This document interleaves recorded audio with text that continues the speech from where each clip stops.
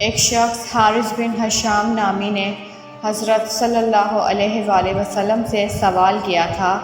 کہ حضور آپ پر وحی کیسے نازل ہوتی ہے؟ آپ صلی اللہ علیہ وآلہ وسلم نے فرمایا، وحی نازل ہوتے وقت کبھی مجھ کو گھنٹی کی سی آواز محسوس ہوتی ہے اور وحی کی یہ کیفیت مجھ پر بہت شاق گزرتی ہے۔ جب یہ کیفیت ختم ہوتی ہے تو میرے دل و دماغ پر اس فرشتے کے ذریعے نازل شدہ وحی محفوظ ہو جاتی ہے۔ اور کسی وقت ایسا ہوتا ہے کہ فرشتہ باشکل انسان میرے پاس آتا ہے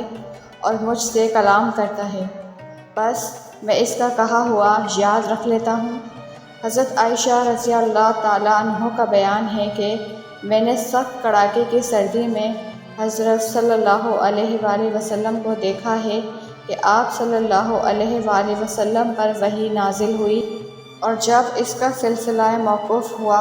تو آپ صلی اللہ علیہ وآلہ وسلم کی پیشانی پسینے سے شرابور تھی۔